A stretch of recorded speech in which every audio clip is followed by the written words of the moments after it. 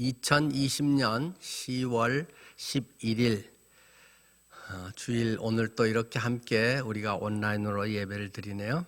오늘은 야곱과 요셉 인생의 섭리라는 제목으로 말씀을 드리겠습니다. 오늘 성경 본문의 말씀은 창세기 47장 9절 말씀입니다. 야곱이 바로에게 아뢰되 내 나그네 길의 세월이 130년이니이다. 내 나이가 얼마 못되니 우리 조상의 나그네 길의 연조에 미치지 못하나 험악한 세월을 보내었나이다 하고, 여러분은 믿음의 삶을 어떤 모습이라고 생각하십니까? 많은 사람들은 믿음의 삶을 기적으로 가득한 마법의 삶처럼 기대하곤 합니다. 물론 구원의 삶은 거듭난 삶이고 다시 태어난 이 삶은 하나님께서 함께 하시기 때문에 놀라운 은혜의 삶이 맞습니다. 하나님의 능력으로 전혀 생각하지 못했던 기도 응답을 경험하게도 되죠. 기적 같은 일이 일어나기도 한 것이 분명한 사실입니다. 우리가 예수님을 믿게 되면 크게 두 가지가 달라진다고도 할 수 있겠죠. 첫째는 보는 관점이 달라집니다. 인간적 관점에서, 즉 그 전에 경쟁하고 유리하고 불리한 것 따지고 자존심 세우고 자기 만족을 추구하던 그런 삶에서 이제는 하나님의 관점에서 생각하게 되고 하나님의 기쁨이 무엇일까 거기에 맞춰서 행동하게 되는 것입니다. 또 두 번째는 의미를 깨닫게 됩니다. 그전에는 당장 눈앞에 보이는 것에 급급하던 그런 삶에서 영원의 관점에서 볼 수 있게 되는 것이죠. 좋은 일이 생기든 싫은 일이 생기든 왜 하나님께서 내게 이런 일이 일어나게 하셨을까 하는 것을 먼저 생각하고 기도하며 그것에 주님의 마음을 가지고 주님의 뜻을 조차 하고자 하는 그런 마음이 생기게 됩니다. 그러나 많은 경우에 예수님을 믿고 거듭난 삶을 살기로 하지만 환경적으로 우리 현실적 상황은 별로 달라지지 않는다는 점입니다. 예수님 믿었다고 갑자기 돈이 잘 벌리는 것도 아니고요. 여전히 하루에 두세 끼는 먹어야 배 안 고프고 유지할 수 있는 우리 몸이죠. 또 아팠던 것이 금방 다 나아진다고 할 수도 없습니다. 몰랐던 지식이 갑자기 박사가 되듯이 다 알아지는 것도 아닙니다. 얼굴이 갑자기 성형수술하듯이 그렇게 예뻐지는 것도 아닙니다. 물론 표정이나 분위기 이런 것은 많이 달라져서 훨씬 편안해 보인다거나 더 잘 웃는다거나 사람들과의 그런 좋은 이미지 바뀌는 것은 있겠지만, 그러나 몰라볼 정도로 사람의 모습이 달라지고 갑자기 미스 코리아 모습으로 변화되고 그런 건 아니지 않겠어요? 오늘은 이 야곱과 요셉 인생의 섭리, 그런 제목으로 말씀을 드리는데요. 먼저 야곱의 인생에 나타난 하나님의 섭리, 그리고 다음에는 요셉의 인생에 나타난 하나님의 섭리에 대해서 말씀을 드리겠습니다. 첫 번째로 야곱의 인생에 나타난 하나님의 섭리를 생각해 보겠습니다. 저는 믿음의 삶의 아마 가장 현실적인 모습은 이 야곱의 생애가 아닐까 생각이 됩니다. 야곱의 관점에서 상황을 들여다본다면 어떻게 될까요? 야곱은 고난이 연속된 인생살이라고도 말할 수 있습니다. 물론 야곱도 초반에는 좀 부유한 집에서 편하게 잘 살지요. 그러나 그는 팥죽으로 형님에게서 장자권을 사게 되고 또 나아가서는 아버지를 속이면서 별미를 해드리고 그래서 장자의 축복을 고스란히 받게 됩니다. 장자의 축복을 받아서 이제는 끝났다라고 생각되지만, 그러나 그에게 당장 돌아온 것은 수백억 대의 재산이 아니라 분노한 형이 때려 죽이려고 호시탐탐 노리고 있는 살벌한 상황이었습니다. 그는 급기야 허겁지겁 빈털터리로 멀고 먼 타국의 외삼촌 집으로 도망을 쳐야 하는 신세가 되었습니다. 다행히 도망 중에 광야에서 생생하게 하나님을 만난 체험을 합니다. 그가 피곤에 지쳐서 완전히 탈진해서 쓰러져 잠이 들 때 하늘과 땅을 연결하는 큰 사닥다리가 보이고 그 위를 천사가 오르락 내리락 하고 그 위에는 하나님이 계신 것을 그는 보았습니다. 그래서 여기가 광야 빈들 아무것도 없는 데인 줄 알았는데 하나님이 계신 데구나. 그래서 하나님이 계신 집, 하나님의 집, 이것을 히브리어로 벳엘이라고 이름을 지었습니다. 그래서 하나님께서 자기와 함께 계셔서 꼭 돌아오게 하실 것을 그는 확신하고 돌아올 때 자기가 하나님 앞에 제사를 드리겠습니다. 그런 약속을 하죠. 그렇다고 환경이 변화되지는 않았다는 것입니다. 겨우겨우 역시 축지법을 써서 가는 것도 아니고 그대로 터덕터덕 걸어서 외삼촌 집까지 가는데 그곳에서도 그렇게 환영받지 못합니다. 처음에는 반갑지만 그런 것이 얼마나 가겠습니까? 사촌 형제들과 외삼촌의 눈치를 보고 왕따를 당합니다. 그래서 그곳에서 14년간이나 머슴살이 같은 사위 노릇을 하고 역시 또 외삼촌 몰래 겨우 가족과 재산을 챙겨서 도망치듯 돌아와야 했던 것이 야곱의 모습이었습니다. 가나안 땅에 돌아와서는 어떻습니까? 부모 형제와 가까이 모여 살면서 어손도손 왔다 갔다 하고 명절도 지키고 이럴 형편이 아니었습니다. 외톨이 독립 가장, 족장으로 모든 살림을 꾸려가는 상황이었죠. 피곤한 인생이었습니다.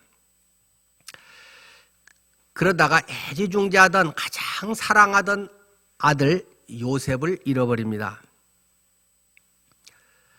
흔히 자식은 가슴에 묻는다고 하지 않습니까? 가장 사랑하는 라헬이 낳은 그 첫 아들, 11번째, 12명 아들 중에서는 11번째지만 이 요셉의 삶, 그것이 그의 삶의 희망이었습니다. 마지막에 이 아이들을 통해서 내가 복을 받구나 하는 생각을 했겠죠. 그러나 결국 그 아들이 동물에게 찢겨 준 것 같다는 소식과 증거물들을 보고 아연실색하며 그는 낙심하는 모습을 보이지 않을 수 없었습니다. 그의 삶은 그리움과 회환이 점철되는 그런 사무친 삶이었습니다. 야곱의 생애는 계속되는 고난의 생애라고 할 수 있겠죠. 또 제법 재산은 많았는데 그렇다고 모든 것이 다 보장되는 것은 아닙니다. 한창 잘 나가더니 IMF 사태가 들이닥쳤습니다. IMF 위기는 한 지역이나 국가에만 해당되는 일일 수 있지만은 그래서 다행히 IMF 구제금융을 받아서 일어설 수도 있지 않겠어요? 우리나라처럼요. 그렇지만 당시 이 기근은 전 세계적인 팬데믹이었습니다. 전 세계적으로 당시 주변 나라들이 전부 대흉년을 겪게 되는 이 어려운 완전히 세계 경제 대공황을 심각하게 전무후무하게 겪게 되는 것이죠. 이집트뿐만 아니라 이 가나안 지역 그 주변이 모두 그렇기 때문에 어디에 의지할 데가 없는 상황이었습니다. 그래서 그나마 갖고 있는 것을 아끼고 버텨보지만 도저히 타개할 방법이 없습니다. 할 수 없이 자식들에게 양식 자루를 들려서 이집트까지 양식을 사러 보냅니다. 그런데 양식을 사러 간 자식들이 간첩 누명을 쓰고 그 중에 한 명은 또 인질로 잡혀서 감옥에 갇혀 있습니다. 그렇게 좀 어두운 양식으로 연명을 하지만 입에 풀칠할 수 없는 상황까지 또 몰리게 되자 할 수 없이 정말 가장 사랑하던 아까 그 라헬이 마지막 죽으면서 낳은 그 아이 낳자마자 세상을 떠나고 말았는데 그 아이 베냐민, 그에까지 딸려 보내야만 하는 그런 상황에 이릅니다. 그가 가지 않으면 간첩 누명이 벗겨질 수 없고 다시 양식을 구할 수 없는 상황이었지 않습니까? 그의 마지막 이제 한 자락 소망의 끝마저 다 내려놓아야만 하는 그런 상황이었습니다. 그렇게 해서 이집트에 가서 양식을 사는데 돌아오는 길에 또 베냐민은 도둑놈 누명을 쓰고 다시 잡혀가 감금되고 맙니다. 이런 돌아와서 자식들의 보고를 받고 자식들이 나를 속이는 것인지 도대체 뭐가 어떻게 되는 건지 되는 것이 하나도 없는, 마음의 낙을 받을 수 있는 것이 하나도 없는 그런 야곱의 삶은 계속되는 악재와 고난의 연속이었습니다. 마음고생에 생계 위협까지 내몰리게 되는 현실이었습니다. 이런 우여곡절 끝에 죽은 줄만 알았던 아들 요셉이 당시 최강대국이었던 이집트 총리가 되어 있다는 것을 알게 되고 결국 70명 가족 모두가 이집트에 이주해서 살게 됩니다. 이집트에 내려온 야곱은 바로 왕을 배알합니다. 바로는 이집트 말로 당시 왕의 명칭에 해당되는 것이 바로이죠. 그때 바로에게 자기 인생을 한마디 자서전으로 이렇게 고백합니다. 그것이 아까 제가 읽었던 오늘 성경 본문인 창세기 47장 9절 내용입니다. 야곱이 바로에게 이르되 내 나그네 길의 세월이 130년이니이다. 내 나이가 얼마 못되니 우리 조상의 나그네 길의 연조에 미치지 못하나 험악한 세월을 보냈나이다. 만고풍상을 다 겪은 인생이라고 스스로 말합니다. 물론 우리가 잘 알고 있는 내용입니다만 여러분 한번 같이 이런 점을 생각해 보시면 어떨까요?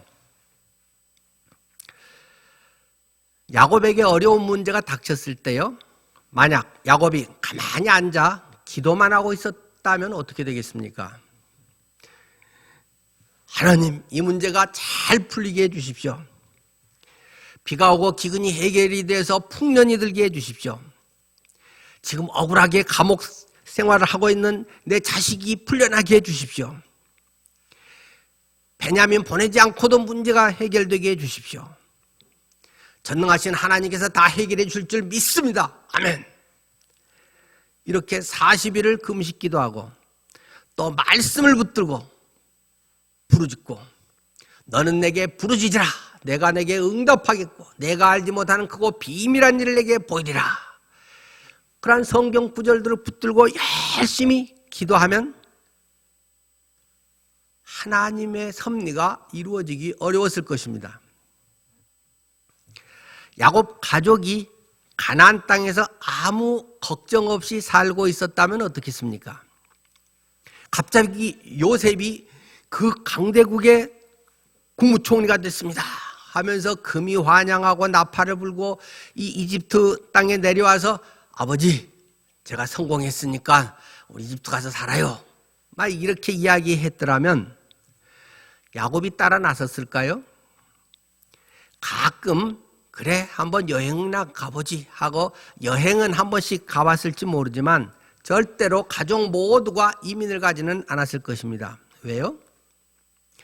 할아버지 아브라함, 부모님 이삭, 리브가 그들의 무덤이 있는 것이고 하나님이 약속의 땅으로 주신 그 가나안을 그는 결코 떠날 수가 없는 것이죠. 그러나 고난의 과정이 고난을 통과하는 가운데서 결국 자기의 모든 지식과 모든 것을 내려놓고 하나님의 섭리의 인도에 순종하게 된 것입니다. 어려운 문제가 닥쳤을 때 그때 간절히 기도했더니 그 기도대로 하나님께서 다 해결해 주셨다. 얼마나 놀라운 기도 응답의 간증이겠습니까? 그러나 그렇다고 해서 하나님의 섭리가 이루어지는 것은 아닙니다. 그것은 좀 별개의 문제일까 될 수도 있다는 것입니다. 아이가 어른이 되기 위해서는 수십 년의 세월이 필요한 것입니다. 성숙한 지도자로 빚어지기 위해서는, 하나님의 사람으로 쓰임받기 위해서는 자기를 철저히 포기하는 내려놓음, 연단의 과정을 고스란히 겪어야만 하는 것입니다. 그래서 우리에게는 믿음의 인내가 필요하다. 환난은 인내를, 인내는 연단을, 연단은 소망을 이루는 줄 우리가 알미라고 하는 참 그 로마서의 말씀, 그런 것처럼 환난은 인내를, 인내는 연단을, 우리 속에 이 믿음의 연단이 꼭 필요하다는 사실입니다. 야곱은 바로 앞에서 한마디로 험악한 세월을 살았습니다, 이렇게 고백을 했습니다. 우리 인생살이는 힘든 삶입니다. 세상살이가 그저 호락호락하지 않고 쉽지 않습니다. 그러나 결국 하나님의 약속의 나라를 향해서 한 걸음 한 걸음 나아가게 하시는 것입니다. 험한 세월을 살았다고 한 야곱조차도 고백할 당시에, 때로는 그가 세상을 떠날 때까지도 그는 하나님의 큰 뜻을 다 알지 못했습니다. 모르고 죽었습니다. 당장은 요셉을 통해서 그들의 가정을 구원했다는 정도만 겨우 체험하고 야곱은 세상을 떠난 것이죠. 야곱뿐만 아니라 그 당시에 누구도 그것을 다 알지 못했습니다. 70명 정도로 계속 만약에 가나안 땅 거기에 있었다면 자녀들은 어떻게 됐을까요? 그 세월에 또 주변 환경에 이런 여러 가지 많은 가치관, 그런 시류의 흐름에 쫓아서 가나안 7족속들과 결혼하고 우상 숭배하고 말았을 것입니다. 그 중에서 조금 잘해서 좀 윗자리를 차지했을 수도 있겠죠. 그래서 하나님의 선택된 백성인지 어쩐지 구별점도 없이 그냥 뒤엉켜 살고 말았을 것입니다. 그저 성공하고 유명해지고 잘 먹고 잘 사는 것만이 그들의 인생 목표가 되어서 이방인처럼 되어버렸을 것이 눈에 뻔합니다. 이미 그런 조짐들이 있었다고 유다를 통해서든지 그런 결혼의 문제를 성경은 구체적으로 제시를 하고 있습니다. 그러나 이집트로 내려온 야곱의 가족은 어땠습니까? 고센이라고 하는 땅에 그들의 정착지를 얻게 됩니다. 나일강 하구 비옥한 지역 고센, 그곳에서는 풀을 찾아서 이리저리 옮겨 다니면서 목축업을 하는 이 야곱의 가족에게는 최적지였습니다. 그러나 농업을 위주로 하는 이 나일강의 물을 통해서 또 범람의 그 비옥한 토지에서 농사를 주로 업으로 하는 이집트인들은 한 곳에 정착해서 머물러서 사는 사람들이었기 때문에 문명이 발달하게 됩니다. 떠돌이 유목민들을 야만인 취급하는 그들이었습니다. 그래서 이 가나안에서 온 야곱 식구들을 거들떠보지도 않고 결혼도 안 해주었던 것입니다. 그리하여 이 이스라엘 민족은 순수 혈통을 유지하게 됩니다. 결국 400년 동안의 순수한 혈통으로 수백만 명의 인구로 급격히 번성해서 민족을 이루게 되었던 것입니다. 이집트 탈출, 즉 출애굽을 해서 마침내 하나님의 약속의 땅 가나안으로 돌아가게 되는 것이죠. 오래전부터 이 가나안 지역은 가나안 7족속들이 자리를 잡고 있는 토박이들, 그들의 자리에 거처였습니다. 그렇기 때문에 그들이 순수하게 그 자리를 내줄 리가 없죠. 그래서 아브라함부터 시작된 하나님 나라의 밑그림이 서서히 이제 출애굽한 그들이 여호수아를 통해서 가나안 점령의 모습으로 눈에 드러나게 되는 것입니다.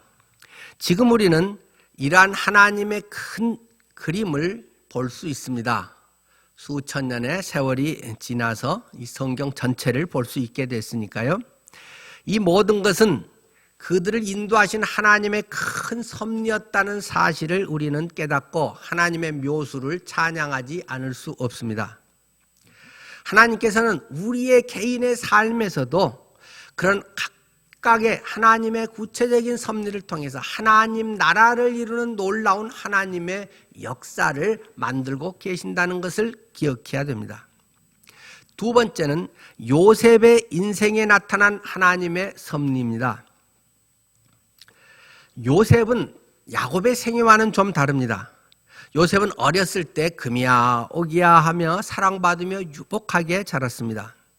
그러나 17살 때부터 30살 때까지 초년고생은 말이 아니었습니다. 형들에게 왕따를 당하고 인신매매를 당해서 노예가 됩니다. 그러나 하나님을 잘 믿고 성실하게 삽니다. 또 하나님 앞에서 진실하게 살려고 애를 썼는데 오히려 그것이 독이 되고 말지요. 보디발 아내의 요구에 세상적 유혹에 같이 야합하고 같이 검은 손을 맞잡지 않고 깨끗하게 하나님 앞에 살아가려고 하기 때문에 오히려 누명을 쓰고 징역살이를 하게 됩니다. 그 속에서도 왕의 신하들의 꿈을 해몽해 주어서 일말의 희망을 가질 때도 있었습니다.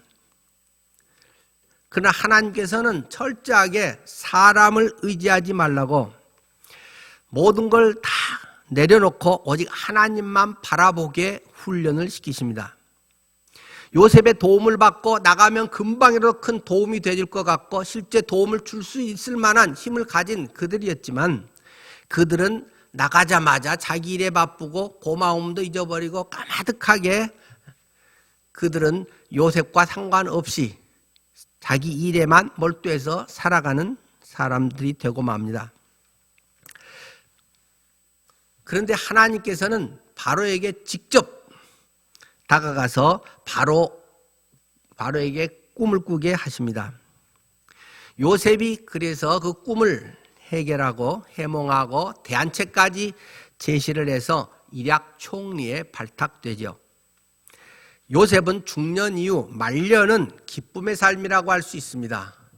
형통한 삶, 그 하는 일이 그저 술술 잘 풀리는 참 복받은 인생이라고 흔히 말하는 그런 모습이 아마 요셉의 중반 이후의 삶이라고 하겠습니다.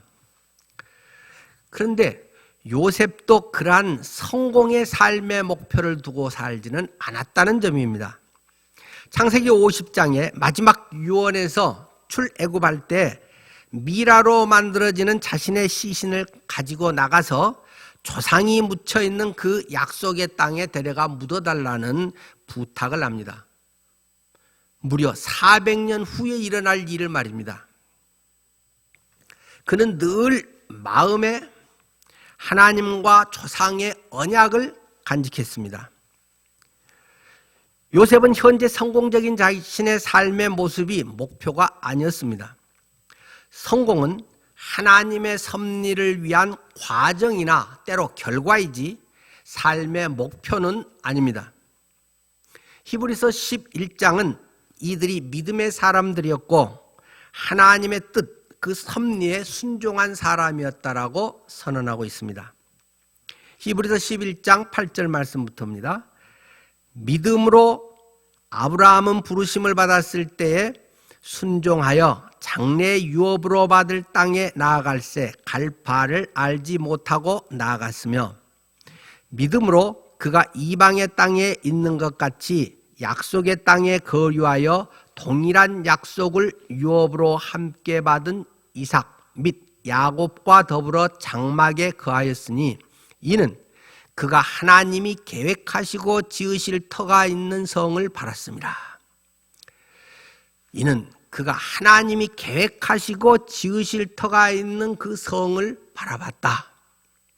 22절로 건너뛰면 믿음으로 요셉은 임종시에 이스라엘 자손들이 떠날 것을 말하고 또 자기 뼈를 위하여 명하였으며 그는 죽을 때 이스라엘 자손들이 앞으로 떠나게 될 것이라고 그때 내 꼭 시신을 꼭 가지고 가라고 그리고 그 약속의 땅에 묻어달라고 그렇게 명령했던 그것은 믿음의 사람이었다.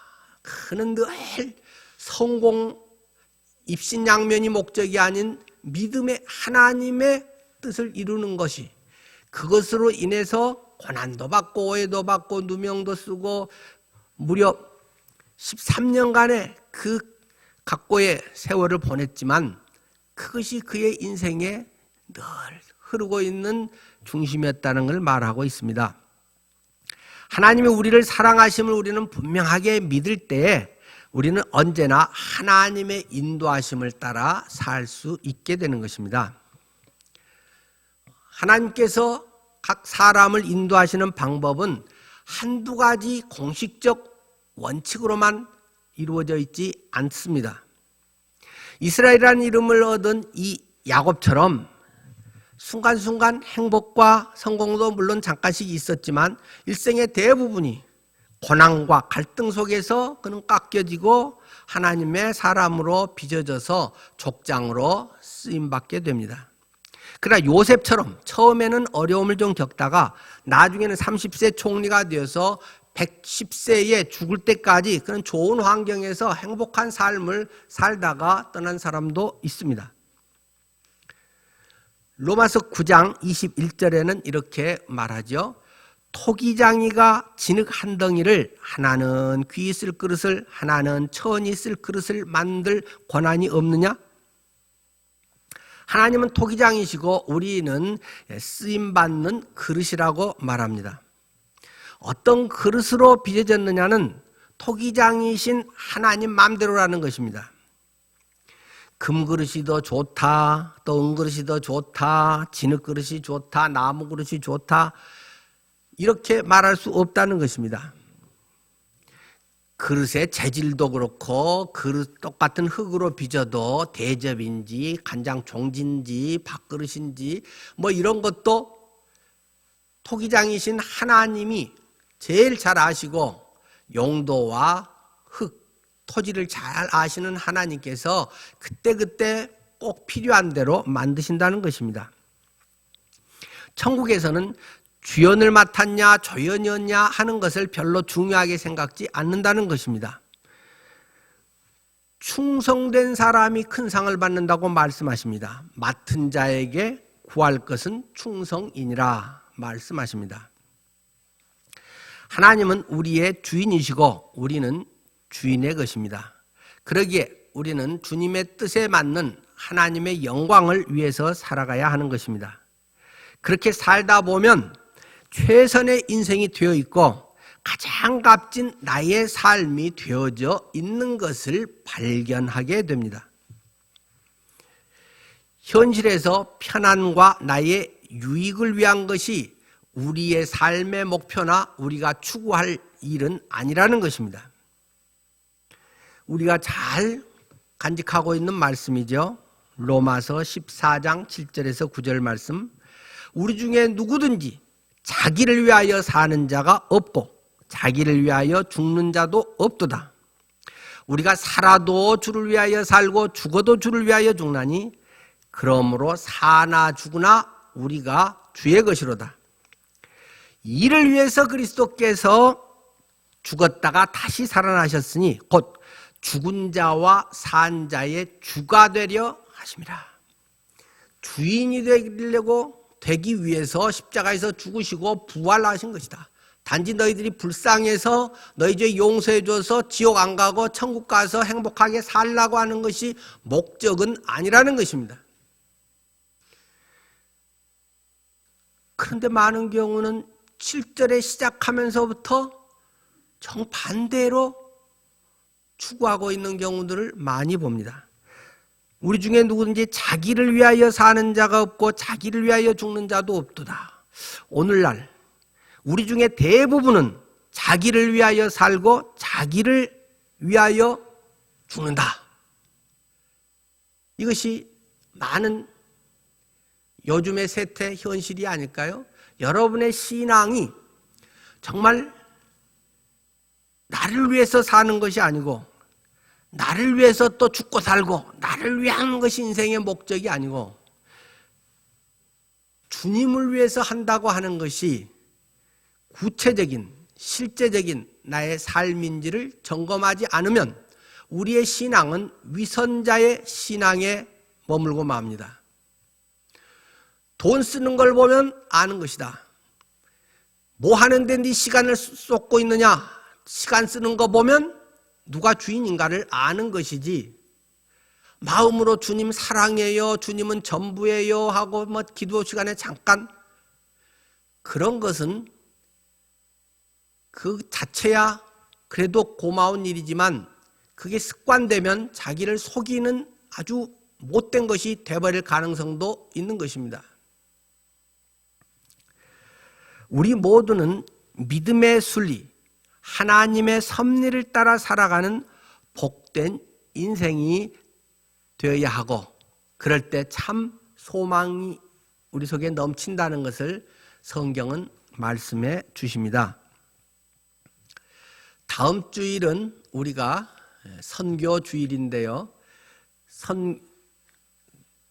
늘 푸른 선교대회, 지금 이런 상황에서 하기가 어렵습니다만은 할 수 있는 대로 다음 주일에는 우리가 1부 9시, 2부 11시 예배, 그리고 11시 실황으로 하려고 합니다.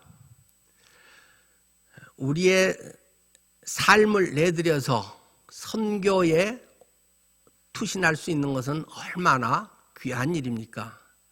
내 인생의 황금 토막을, 가운데 토막을 잘라서 하나님 알아서 해 잡수세요 하면서 돈 들이고 시간 들이고 선교지에서 인생을 불살을 수 있는 분들을 우리는 축복하고 존경합니다.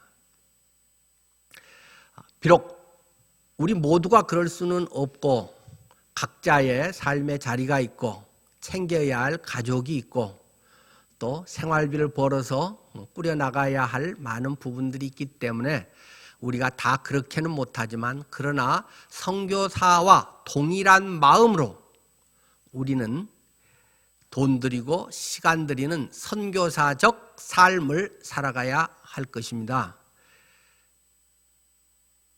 우리의 모든 것의 주인은 정말 누구인가? 하나님은 한순간에도 지금의 내 모습을 뒤바꿔버릴 수 있는 분입니다. 물론 어렵게 만드는 것뿐만 아니라 요셉처럼 한순간에 총리로 높여주실 수도 있는 분이십니다. 내가 하나님 안에서 이 믿음과 이 분명한 삶의 목적, 그것을 새롭게 하는 그러한 우리의 주간들이 됐으면 좋겠습니다. 기도하시겠습니다. 아버지 하나님, 수없이 반복하고 있는 이 내용들, 주님이 진짜로 나의 주인이고 우리는 주님의 손에 붙들린 그릇이어서 주님 쓰시고 싶은 대로 마음대로 써버리고 버려도 할 말 없는 그러한 존재임을 고백합니다. 하나님, 오직 그리스도 안에서만 소망이 있게 하옵소서. 주님만을 의지하게 하옵소서.